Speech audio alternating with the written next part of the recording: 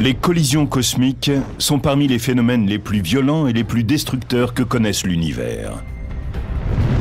La force de gravitation provoque des chocs de toute nature, depuis de légers accrochages jusqu'à des chocs qui se produisent à des vitesses colossales.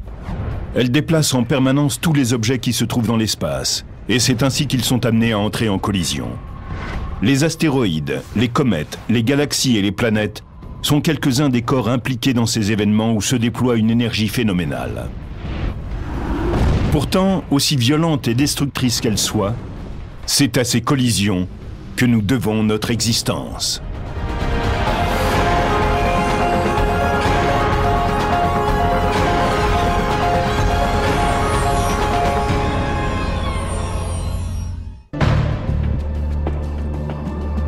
Darin Ragozin est un de ceux qui cherchent à répondre aux questions posées par une ancienne collision qui s'est produite bien loin de la Terre. Il a mis le doigt sur une roche grise, un vestige d'un ancien choc très violent impliquant deux objets massifs dont le plus grand était de la taille de Pluton.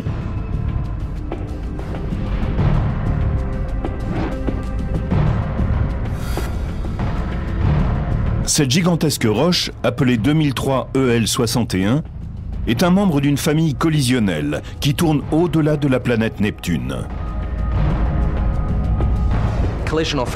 Les familles collisionnelles sont des groupes d'objets qui se déplacent autour du Soleil et qui ont des formes, des tailles et des traînes très similaires. Ils restent en amas serrés sur la même orbite car ils viennent du même objet. Les objets issus d'un même corps sont censés être faits du même matériau. C'est en étudiant leur composition et en vérifiant qu'elles sont semblables que nous pouvons savoir qu'ils ont la même origine.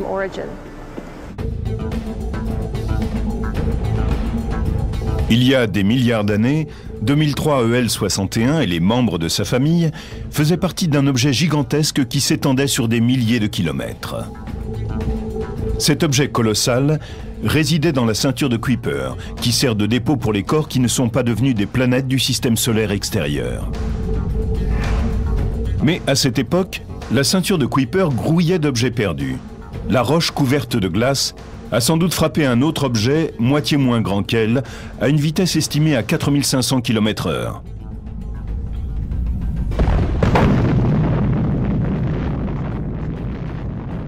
L'impact produisit une énergie équivalente à 10 milliards de bombes atomiques.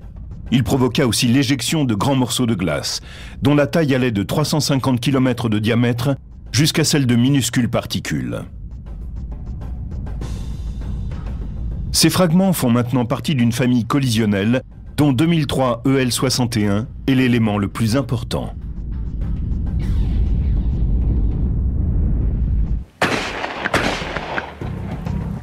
Nous sommes ici sur un stand de tir au pigeon d'argile, parce qu'ici, la trajectoire des éclats, après qu'une cible ait été touchée, est très semblable à l'orbite adoptée par les membres d'une famille collisionnelle. Une fois le pigeon d'argile pulvérisé, les morceaux s'éparpillent dans tous les sens, mais suivent plus ou moins la même trajectoire dans leur descente. Dans le cas de 2003 EL61, le choc l'a envoyé tourner à toute vitesse, comme dans un manège, et effectuer une rotation toutes les 4 heures. S'il est touché sur le côté, il se met à tourner. Et c'est parce qu'il tourne aussi vite et subit une pression qu'il s'allonge. Il est un peu comme un ballon de football, sauf qu'il a une forme un peu écrasée. Ainsi, 2003 EL61 est parmi les grands objets que nous connaissons dans le système solaire, celui qui tourne le plus vite. Rien d'autre ne lui ressemble.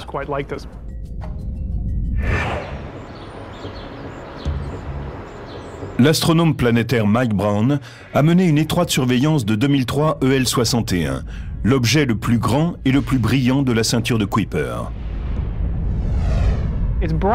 Il est grand, il est brillant, mais il est aussi très lumineux. On pense qu'au moment de la collision, la plus grande partie de la glace a disparu et tourne maintenant autour de lui. Il n'est resté qu'une mince couche de glace au sommet de cette roche. C'est pour cette raison qu'elle est plus lumineuse que tout le reste, parce que la couche extérieure est de la glace pure.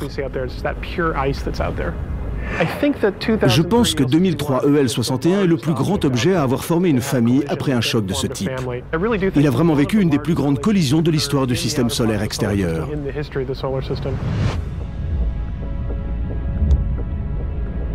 L'impact a donné naissance à 2003 EL61 et à sa famille galactique. Il a aussi produit 2 lunes. Nous les cherchons à l'heure actuelle. Environ 10% des objets de la ceinture de Kuiper possèdent une lune. Mais parmi tous ceux que nous avons observés, ils sont rares à en avoir plusieurs. Les télescopes à infrarouge déterminent la taille de ces objets en mesurant la chaleur qu'ils émettent. Bien que 2003 EL61 soit 100 fois plus grand que le second membre de sa famille, tout le groupe conserve des orbites similaires.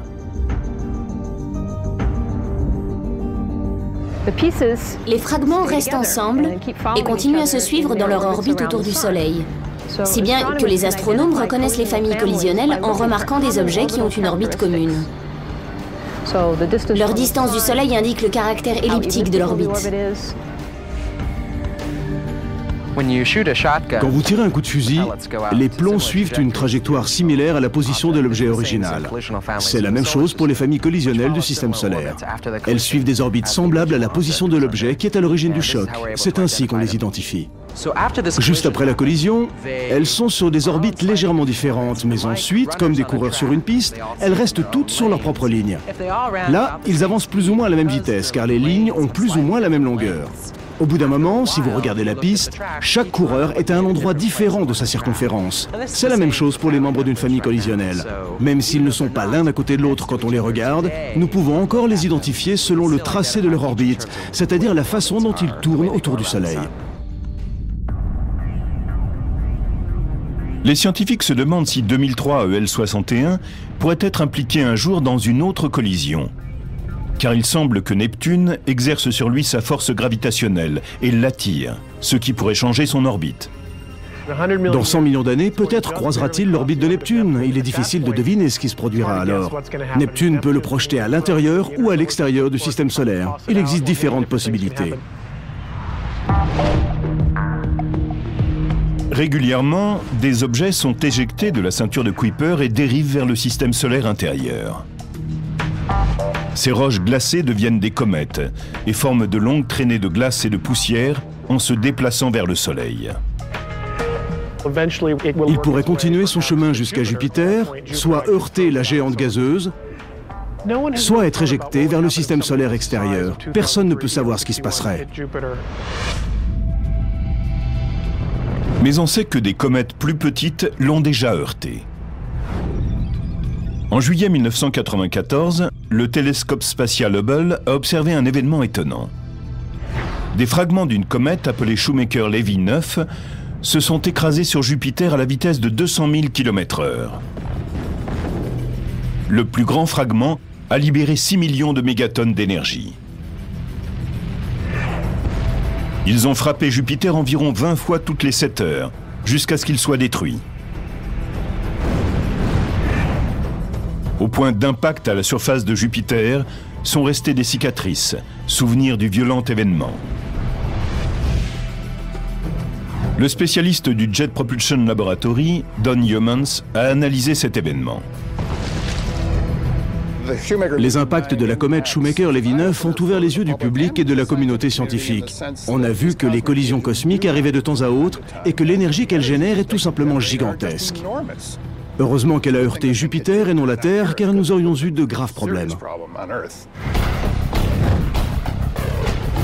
Si la comète Shoemaker-Levy 9 avait frappé la Terre, elle y aurait creusé des cratères dévastateurs.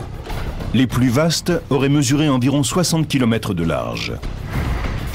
Un seul objet aurait pu détruire une métropole et engendrer assez de poussière pour occulter la lumière du Soleil pendant des mois. Dans le système solaire extérieur, Jupiter étant plus massif que les autres planètes mises ensemble, il doit encaisser beaucoup de chocs qui autrement seraient destinés à la Terre. Ainsi, notre grand frère Jupiter est là, à veiller sur nous.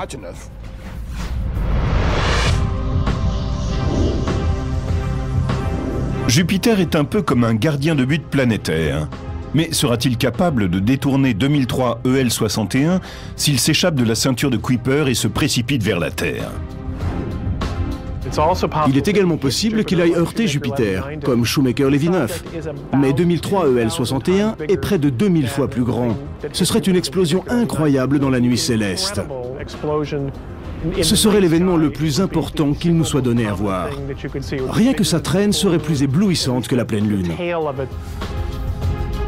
Les familles collisionnelles sont difficiles à localiser et les chercheurs sont impatients d'étudier 2003 EL61 et ses proches. On sait peu de choses sur les familles collisionnelles de la ceinture de Kuiper, pour la simple raison que nous en connaissons peu. Alors que nous en savons beaucoup sur les astéroïdes qui nous sont maintenant familiers. On a fait moins de recherches pour trouver des familles collisionnelles. Au jour d'aujourd'hui, c'est la seule famille collisionnelle que nous connaissions dans la ceinture de Kuiper. Elles sont très difficiles à trouver et à reconnaître. Nous avons eu beaucoup de chance avec 2003 EL61 et les siens.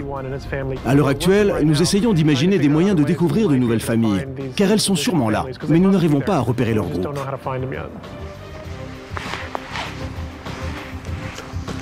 Comme les éclats du pigeon d'argile, les membres de la famille de 2006 EO61 restent toutes sur des orbites similaires.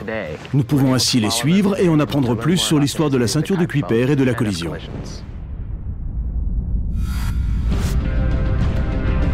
Un mystère demeure. Quand s'est produite la collision de la comète 2003 EL61 ?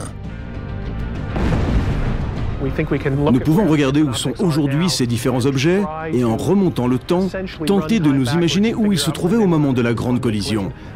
L'hypothèse la plus probante est que cet événement a eu lieu au tout début du système solaire. 2003 EL61 et sa famille sont probablement nés au cours d'une des périodes les plus turbulentes de l'histoire du système solaire, quand les collisions étaient aussi courantes que les étoiles dans la nuit céleste.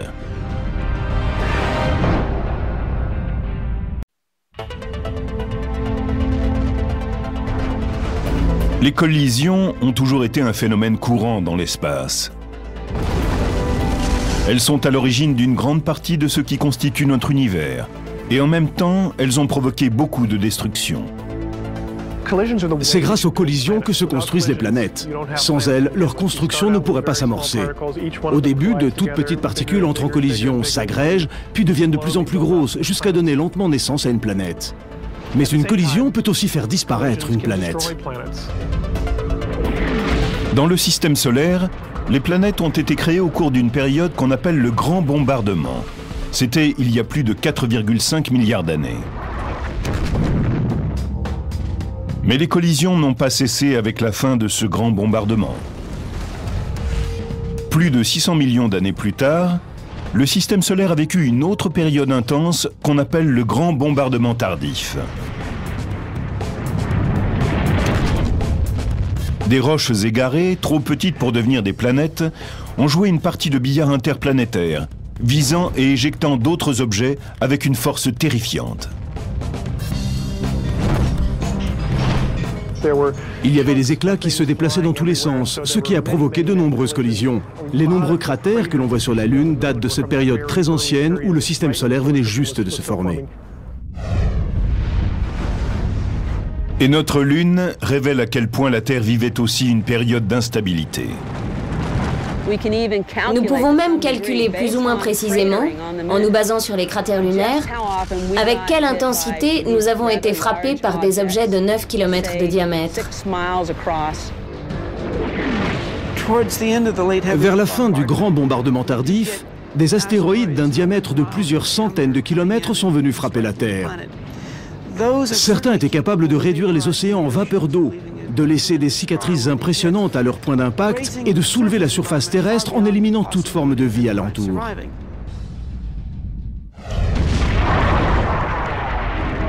Quand il y a environ 3,8 milliards d'années, le grand bombardement tardif s'est ralenti, les objets qui ne s'étaient pas agrégés en planètes ont cherché refuge dans les cimetières cosmiques. Dans le système solaire extérieur, ces roches laissées pour compte ont trouvé abri dans la ceinture de Kuiper. Dans le système solaire intérieur, ils tournent ensemble dans la ceinture d'astéroïdes. Comme dans la ceinture de Kuiper, on a découvert des familles collisionnelles dans la ceinture d'astéroïdes. Ce sont des fragments d'astéroïdes originaires d'un grand objet qui ont été éparpillés au cours d'une collision avec un autre astéroïde. Les familles collisionnelles de la ceinture d'astéroïdes proviennent d'un choc entre deux astéroïdes qui ont volé en éclats après la collision. Dans leur orbite autour du Soleil, les fragments sont proches les uns des autres. Or, les astronomes identifient des familles collisionnelles en observant que leur distance du Soleil, l'inclinaison de leur orbite, leur ellipse et la façon dont elles se déforment sont semblables. Donc, quand on s'aperçoit que des astéroïdes sont faits du même matériau, il y a à parier qu'ils sont originaires du même objet.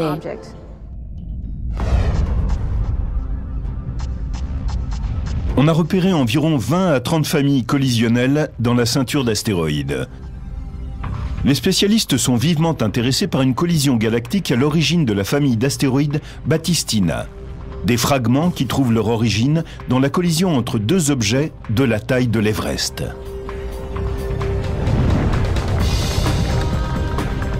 Il y a à peu près 160 millions d'années, deux astéroïdes d'environ 170 km de diamètre se sont heurtés dans la ceinture d'astéroïdes. L'impact a créé une multitude de petits fragments rocheux, plus de 136 000. Les spécialistes estiment que 20% d'entre eux ont échappé à la ceinture d'astéroïdes et que 2% sont tombés en pluie sur la Terre. Certains disent qu'il y a 90% de chances pour que l'un des astéroïdes de la famille Batistina soit responsable de la disparition des dinosaures. Il y a 65 millions d'années, une myriade d'espèces de dinosaures régnait sur le monde préhistorique. Mais un événement catastrophique les a effacés de la surface de la Terre. Aujourd'hui, on a des éléments pour expliquer ce qui leur est arrivé. On a la confirmation qu'un objet cosmique gigantesque est tombé du ciel et a explosé sur la péninsule du Yucatan, près du village mexicain de Chicxulub.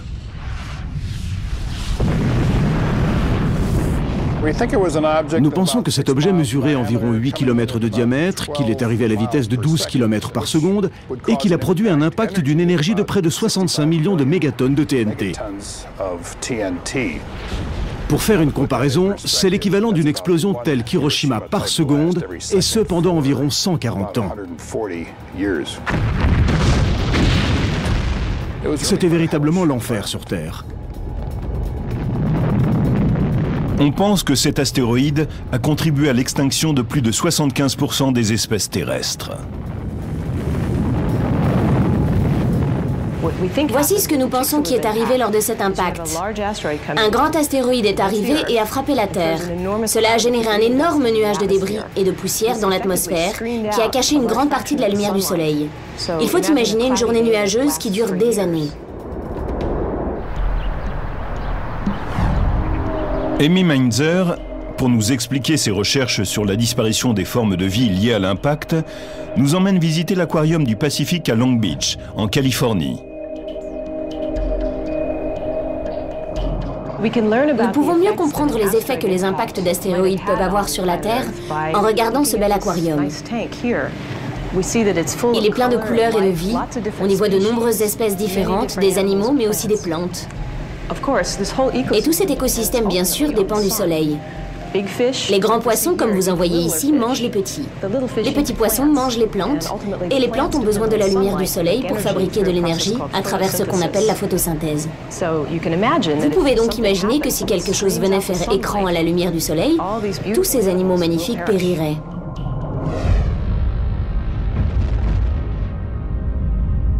Cet événement apocalyptique a été appelé l'extinction KT, ou Crétacé tertiaire, car l'exploration de couches géologiques a révélé une couche de quelques centimètres d'épaisseur entre les strates du Crétacé et du tertiaire, qu'on appelle la limite KT. Elle sépare l'âge des reptiles de celui des mammifères. Aucun os de dinosaure n'a été retrouvé en deçà de la limite KT. On estime que cela indique qu'ils ont disparu comme d'autres espèces à la suite de la collision qui a provoqué l'obstruction de la lumière du Soleil pendant des années. Vous pouvez avoir une idée de ce qui a pu arriver sur la planète après un choc avec un astéroïde en comparant l'eau profonde et l'eau superficielle des mers. Dans les eaux plus profondes, où il y a moins de lumière du soleil, on ne trouve que de rares coraux de couleur, quelques types seulement de poissons colorés. Et généralement, il y a moins d'espèces diverses. Certains spécialistes ont longtemps douté qu'un astéroïde puisse être à l'origine de l'extinction KT. Pendant longtemps, beaucoup ne croyaient pas vraiment que des astéroïdes, en venant s'écraser sur la Terre, pouvaient causer des dégâts aussi importants, jusqu'à la découverte du cratère Barringer, ou météore cratère. Il y a presque 50 000 ans, pendant le Pléistocène, un astéroïde de 45 mètres de diamètre a frappé la Terre, en dégageant une énergie de 15 à 20 mégatonnes de TNT.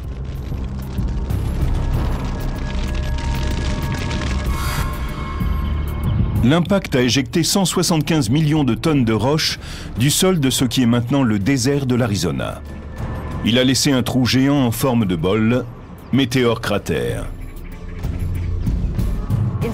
Tous les indices prouvent que nous sommes devant les résultats d'un impact d'astéroïde. En 1960, un spécialiste du nom d'Eugene Shoemaker a trouvé du quartz choqué au fond du cratère. Or, il n'est possible d'obtenir cette sorte particulière de verre qu'à des températures extrêmement hautes et avec des pressions générées sur un très court laps de temps.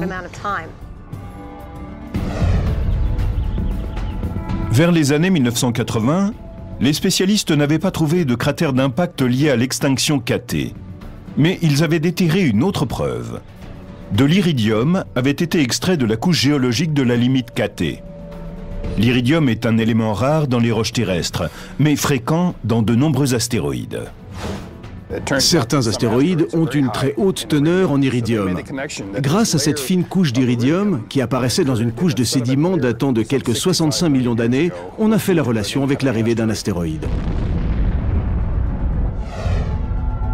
Malgré la découverte de l'iridium, certains continuaient à douter qu'un astéroïde puisse être à l'origine de l'extinction KT, jusqu'à ce qu'une compagnie de pétrole mexicaine trouve une preuve irréfutable.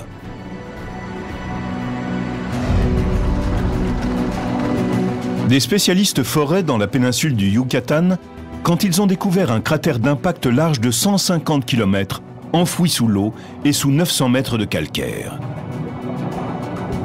L'analyse de la roche a confirmé que le cratère avait été creusé par un astéroïde. Et comme à météore cratère en Arizona, on a ici aussi découvert du quartz sur le site du cratère d'impact KT.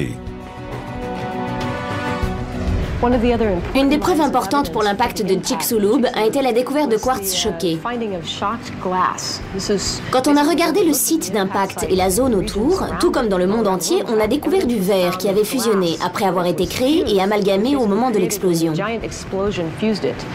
On ne peut trouver ce type de verre très particulier qu'en présence d'une explosion extrêmement importante.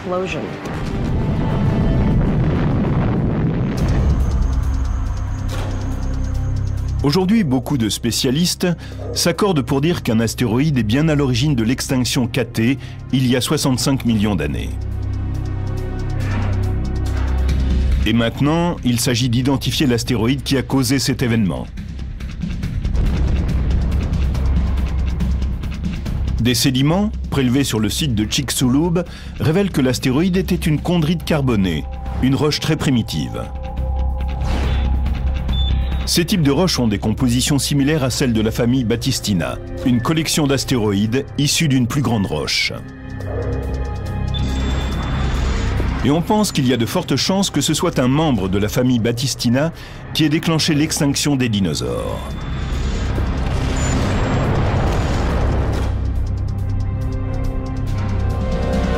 Aujourd'hui, cette famille pourrait encore constituer une menace. À l'intérieur de la ceinture d'astéroïdes, elle couvre une région qui comprend 2 lacunes gravitationnelles. Ce sont des zones où un léger coup de pouce suffirait pour expulser un astéroïde de sa zone orbitale. Il pourrait partir en flèche vers le système solaire intérieur et s'écraser contre notre planète, la Terre.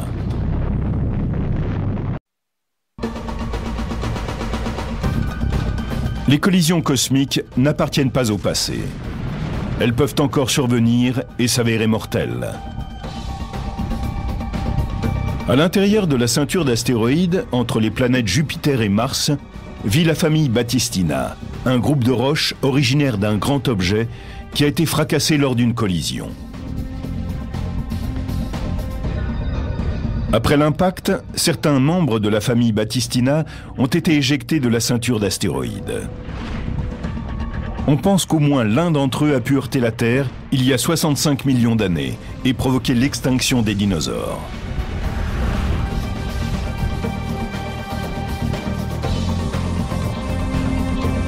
Mais cet événement ne marque pas forcément la fin de la menace que fait peser sur nous la famille Batistina. Certains pensent qu'un autre membre pourrait frapper notre planète dans le futur. Il est toujours possible qu'un autre membre de la famille Batistina arrive à tracer son chemin à travers le système solaire intérieur et parvienne à frapper la Terre.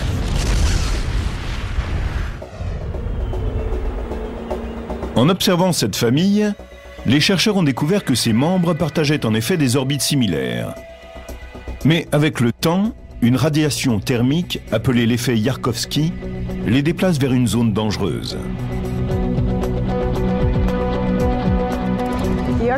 L'effet Yarkovsky est une radiation thermique qui a la capacité d'altérer l'orbite d'un astéroïde. Quand il est frappé par la lumière du Soleil, il faut un peu de temps à l'astéroïde pour se réchauffer. Cela produit une radiation thermique qui donne un petit élan à l'astéroïde et transforme alors son orbite. L'effet Yarkovsky n'est pas très important, mais sur des millions d'années, il devient significatif. Avec le temps, ce glissement orbital progressif pourrait produire une autre collision catastrophique. Grâce à des simulations, on a montré que des membres de la famille d'astéroïdes Batistina entrent parfois en résonance avec la planète Jupiter. En d'autres termes, l'astéroïde orbite 7 fois quand Jupiter orbite 2 fois. À ce moment particulier, les astéroïdes peuvent être envoyés dans le système solaire intérieur comme une boule dans un flipper. Certains fragments d'astéroïdes vont croiser alors l'orbite de la Terre, ce qui veut dire qu'ils ont des chances de la heurter.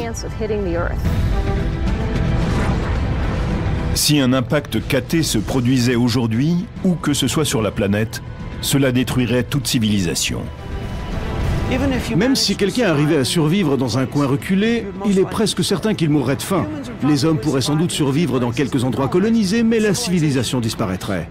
Ce sont des événements destructeurs de civilisation.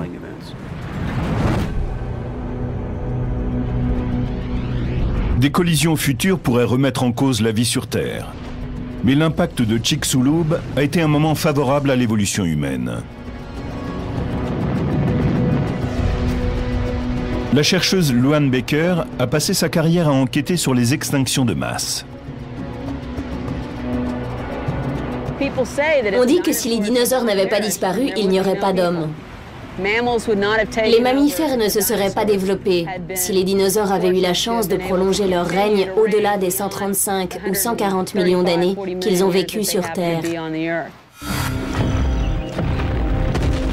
Luann Baker affirme que, comme les humains, les dinosaures se sont développés après un événement dramatique, le plus important de l'histoire de la planète. Il s'agit de l'extinction permienne, qui marque la limite entre le Permien et le Trias. Je trouve cela un peu ironique. Si notre théorie est exacte à propos de l'extinction permienne, le dinosaure est arrivé grâce à une collision et a disparu à cause d'une autre. C'est très intéressant. C'est peut-être la dernière énigme non résolue de la planète. Il s'agit d'une extinction massive sans égale dans l'histoire de l'univers. Il y a 250 millions d'années, bien avant le règne des dinosaures, des créatures plus petites et une vie végétale abondante prospéraient sur Terre. C'était le Permien, une époque de l'ère primaire. Puis un événement mystérieux a fait disparaître presque toute forme de vie. En fait, c'est l'extinction la plus grave de notre histoire, si on regarde le nombre de plantes et d'animaux qui ont péri. C'est la plus grande extinction de l'histoire de la planète. Luann Baker cherche à résoudre ce crime préhistorique. Elle affirme avoir découvert la preuve qu'à la suite de l'impact KT qui a sans doute exterminé les dinosaures, un astéroïde géant aurait provoqué l'extinction permienne quelques 185 millions d'années plus tôt.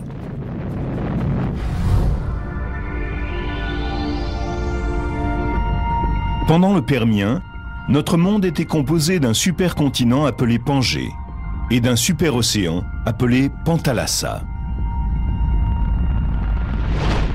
Selon Loan Becker, un objet d'un diamètre de 10 km s'est écrasé dans l'océan, à la pointe sud du supercontinent, au large du nord-ouest de l'Australie actuelle. Si vous aviez été sur la plage il y a 250 millions d'années, vous auriez sans doute eu un point de vue idéal sur cet événement particulier. Un objet de la taille de l'Everest s'est écrasé à la lisière du continent, le long de la plage, provoquant un énorme tremblement de terre, d'immenses tsunamis, propulsant des kilomètres et des kilomètres de poussière de débris dans l'atmosphère. Et en se dispersant, ils ont obstrué le passage de la lumière du soleil. Vous seriez alors resté dans l'obscurité pendant des mois. Cela suffit pour faire baisser la photosynthèse au sommet de la chaîne alimentaire et les résultats sont catastrophiques sur tout ce qui vit.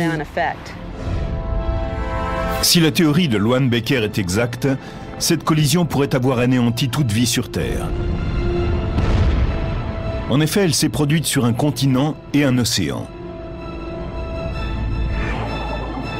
Une extinction de cette ampleur aurait donc opéré un changement complet dans l'évolution et ouvert la voie au développement des dinosaures.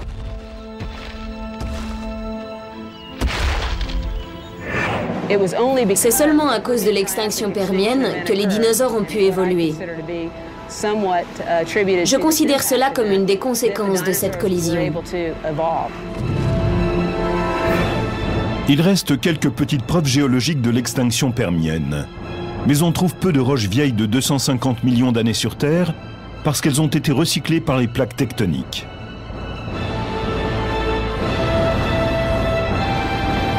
Loan Becker dit qu'elle a trouvé des traces d'un cratère d'impact au nord-ouest de l'Australie.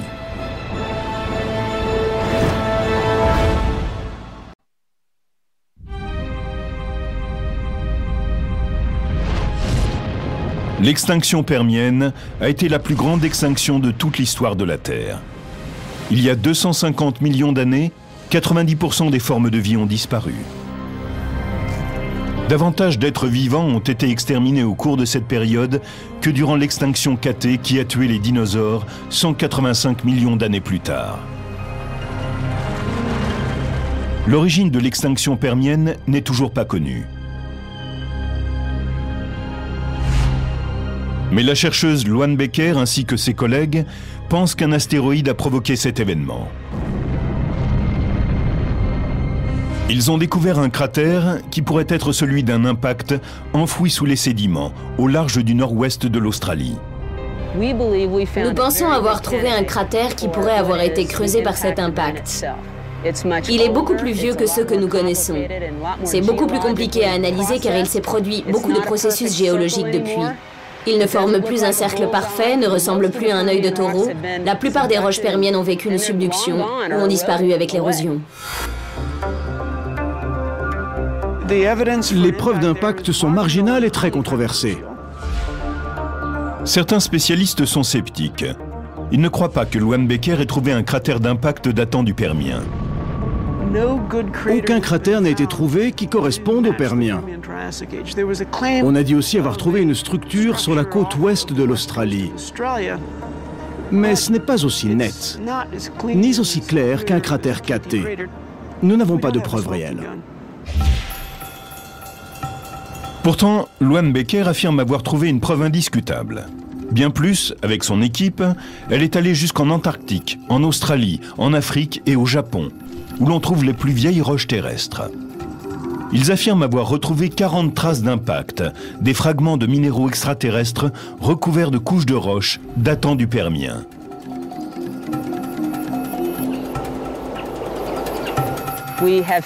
Nous avons trouvé ce que nous considérons comme de petits débris d'un impact qui ressemblent tout à fait à ce que nous découvrons quand nous voyons une météorite. Il est possible que certains débris de météores soient tombés au cours du choc et aient été conservés dans les couches de roches. Ce qui n'a pas été recouvert par la couche de roche permienne, c'est l'iridium. C'est la substance que l'on trouve dans les météores qui a permis de convaincre de nombreux scientifiques qu'un impact d'astéroïde avait provoqué l'extinction des dinosaures il y a 65 millions d'années.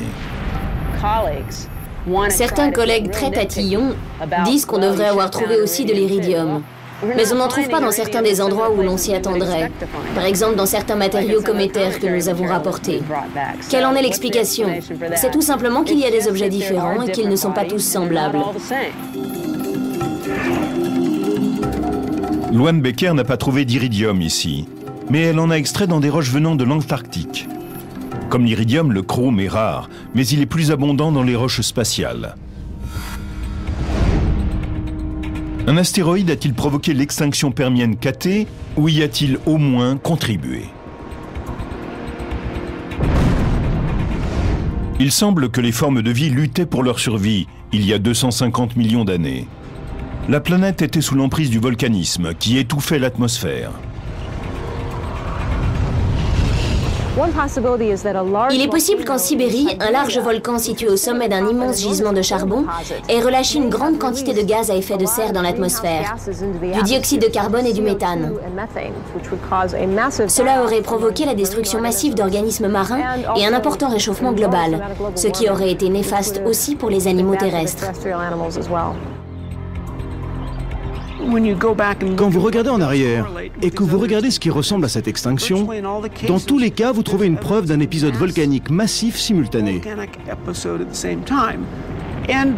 Tous les événements de ce type, y compris l'extinction KT, où qu'ils aient lieu, sont intimement liés à des éruptions volcaniques. L'extinction aurait peut-être eu lieu de toute façon, mais il a fallu qu'en plus, une fichue météore arrive et chamboule tout. Becker affirme que les effets du volcanisme n'auraient pu à eux seuls provoquer l'extinction permienne, et elle a d'autres éléments pour le prouver. Nous avons trouvé, je pense, les meilleurs indices en faveur de ce que nous considérons être des traces d'impact. Par exemple, nous avons découvert du quartz choqué en de multiples endroits autour de l'Australie et de l'Antarctique. On sait que ce type de verre doit sa naissance à des pressions qui vont bien au-delà de ce qui peut se passer sur notre planète, d'un point de vue écologique. Ceci ne peut être le fait d'un quelconque événement volcanique. Cela a nécessairement été produit par une collision. Je crois que cette sorte d'indice est ce qu'on peut découvrir de plus probant dans notre métier. La communauté scientifique discute toujours pour savoir si l'impact d'un astéroïde a pu contribuer à déclencher l'extinction permienne il y a 250 millions d'années. Mais les roches spatiales ne sont pas les seuls objets qui peuvent provoquer un bouleversement cosmique. En fait, il est fréquent que notre galaxie, la Voie lactée, soit impliquée dans une collision galactique multiple.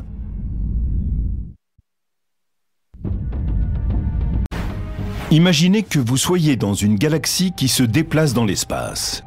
La circulation semble fluide, mais à tout moment, vous pouvez être confronté à une collision. Des carambolages cosmiques comme celui-ci se produisent en permanence, surtout quand les galaxies se rapprochent trop près les unes des autres. Les galaxies entrent en interaction puis en collision. Elles se mélangent puis se déchirent et les fragments vont chacun de leur côté. C'est encore le cas aujourd'hui. Les collisions ont toujours fait partie de la vie d'une galaxie et ce sera toujours le cas.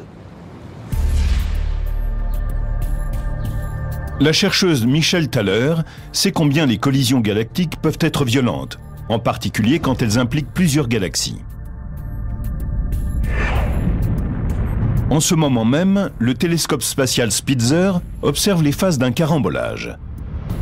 4 galaxies supermassives vont entrer en collision sur une autoroute cosmique à environ 5 milliards d'années-lumière de la Terre.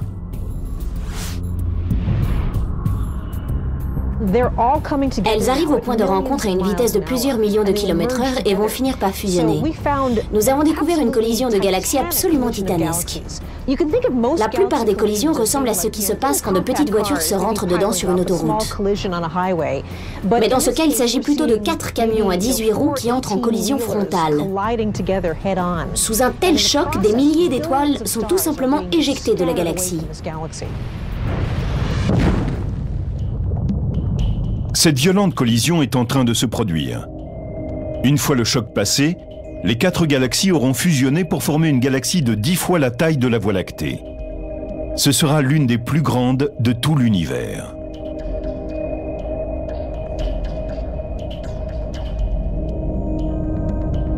Et ce n'est qu'un exemple parmi les collisions multiples.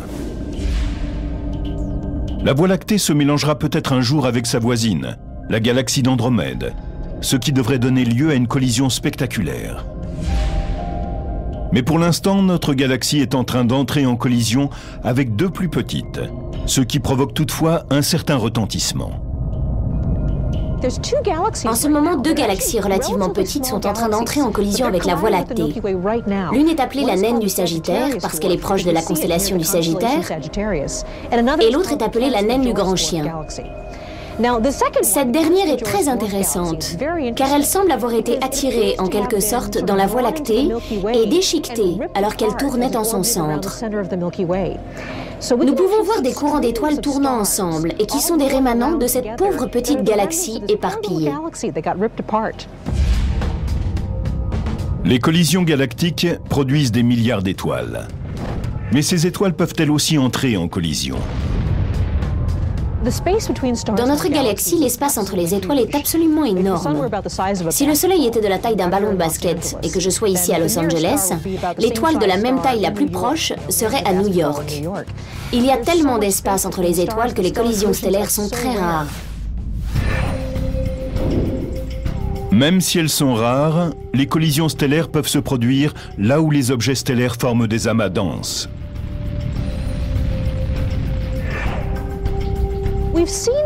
Nous avons des exemples où dans un amas d'étoiles, l'une semble plus massive que les autres, plus jeune que les autres. Et elle paraît tourner plus vite que les étoiles qui sont nées en même temps qu'elle. Ces jeunes étoiles sont appelées des Blue Stragglers, ou traînardes bleues. Elles apparaissent dans des groupes d'étoiles inhabituellement denses qu'on appelle des amas globulaires.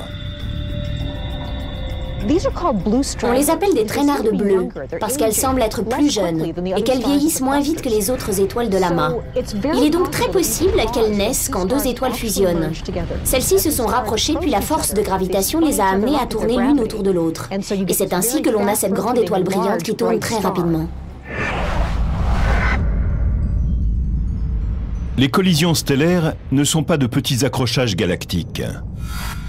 Elles peuvent être assez destructrices. Elles se sont rapprochées de plus en plus, elles ont tourné de plus en plus vite. Elles ont avancé à des centaines de milliers, voire des millions de kilomètres/heure et ont commencé à s'arracher mutuellement de petits morceaux tout en se frôlant. Une collision stellaire peut être un événement spectaculaire et très violent. Si le transfert de masse s'effectue sur un temps suffisant, les orbites vont se rétrécir. Les deux étoiles vont se rapprocher de plus en plus et elles pourront soit former une seule étoile géante, soit s'effondrer en donnant naissance à une étoile à neutrons ou un trou noir. Qu'il y ait fusion d'étoiles et de galaxies, ou choc d'astéroïdes et de comètes, les collisions cosmiques continueront aussi longtemps que l'univers existera. En approfondissant notre connaissance de ces événements incontrôlables, nous pourrons avoir une meilleure compréhension des origines de l'univers et peut-être prévoir son avenir.